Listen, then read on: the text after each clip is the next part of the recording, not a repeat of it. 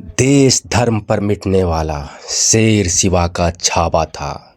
महापराक्रमी परम प्रतापी एक ही शंभू राजा था। जिस किसी ने अब तक छावा फिल्म नहीं देखी उसे एक बार यह फिल्म अवश्य देखना चाहिए। यह न केवल एक फिल्म है बल्कि भारत के एक महान योद्धा छत्रपति संभाजी महाराज के शौर्य, बलिदान और धैर्य की गाथा को दिखाया गया है। ऐसे ऐसे कई योद्धाओं के इतिहास को भारतीयों से केवल इसलिए छुपा कर रखा गया कि भारतीय इस महान योद्धा के बारे में ना जान जाए।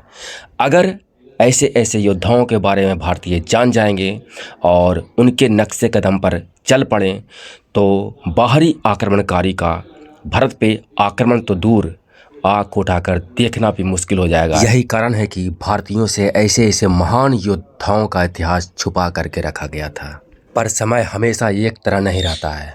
समय बदला, सत्ता परिवर्तन हुआ और वह अब समय आ गया है अपने महान योद्धाओं के बारे में जानने और उनके नक्शे कदम पर चलने का। छत्रपति संभाजी महाराज, इनका जन्म 14 मई 1657 ईस्वी को पुणे जिले में पुरंदर के किले में हुआ था। उनके पिता श्री छत्रपति शिवाजी महाराज और माता सईबाई थी। जब वह 2.5 वर्ष से भी कम उम्र के थे उनकी माता का निधन हो गया। उनका पालन पोषण उनके दादी जीजाबाई ने किए और वही उनके पहले गुरु भी हुए। उन्होंने प्रशासनिक कौशल और युद्ध नीति की शिक्षा काशीराम शास्त्री से सीखें तो शारीरिक प्रशिक्षण अपने पिता से ही सीखें। जब 1666 ईस्वी में औरंगजेब ने अपने दरबार में छत्रपति शिवाजी महाराज को मिलने के लिए बुलाया, उस समय छत्रपति संभाजी महाराज मात्र 9 वर्ष के थे। फिर भी अपने पिता महाराज के साथ औरंगजेब के दरबार में गए थे, जहां औरंगजेब ने छत्रपति शिवाजी महाराज को अपमानित किया और दोनों को बंदी बना लिया। शंभू इससे जरा ही विचलित नहीं हुए और कैद से आज़ाद होने का युक्ति सोचने लगे। 17 अगस्त 1666 ईस्वी को दोनों एक टोकरे में छिपकर उसके कैद से निकलने में सफल हुए। दोनों अपना भेष बदले और आगरा से पुणे ना आकर सीधे मथुरा चले गए, जहाँ पे संभाजी महाराज को कृष्ण जी पंत के यहाँ छोड़कर शिवाजी महाराज वापस पुणे आ गए और यह झूठा खबर फैला दिए कि छावा की मृत्यु हो गई ताकि औरंगजेब उन्हें पकड़ ना ले। 9 वर्ष का बालक मथुरा से 28 दिनों में 2200 किलोमीटर की दूरी घोड़े से तय करते हुए राजगढ़ पहुँच ही गए। कला और साहित्य में भी उनकी रुचि थी। उन्होंने मात्र 14 वर्ष की उम्र में ही संस्कृत में बुद्ध भूषणम और ब्रज भाषा में नखशिखा, नाभिका भेद और 7 शतक जैसे ग्रंथों की रचना कर दी। उन्हें संस्कृत, हिंदी, मराठी सहित कई यूरोपीय भाषा का भी अच्छा ज्ञान था। 16 वर्ष की उम्र में पहला युद्ध रामनगर में लड़े और जीते भी।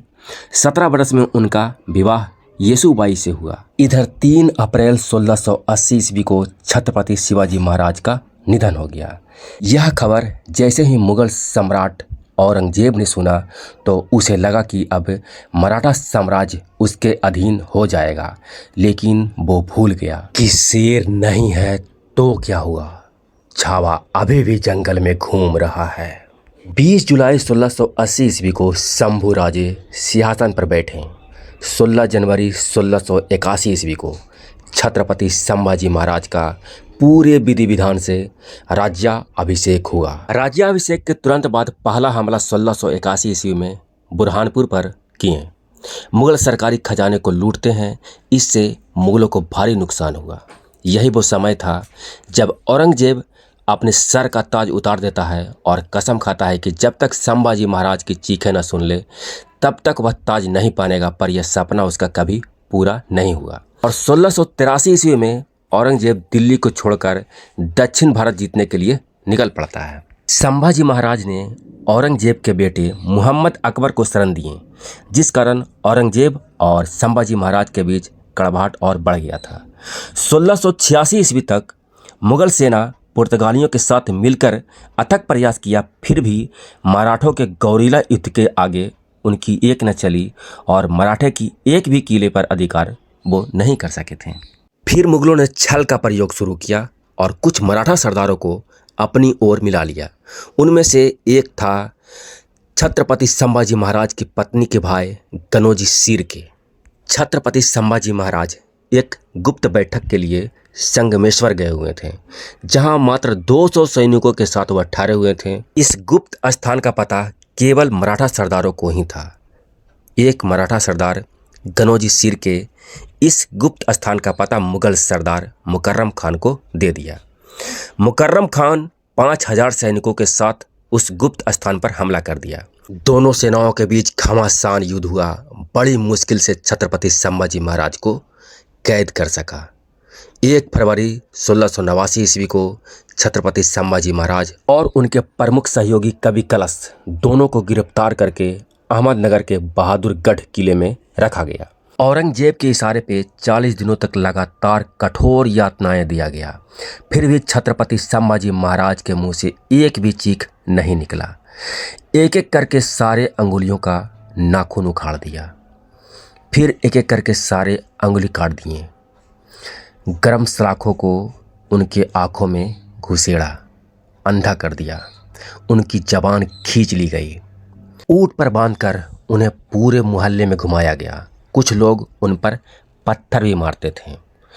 फिर दोनों हाथ काट दिया गया, दोनों पैर काट दिया गया। उनके शरीर के मांस के टुकड़ों को कुत्तों को खिला दिया गया, फिर भी उनके मुंह से एक भी चीख नहीं निकला।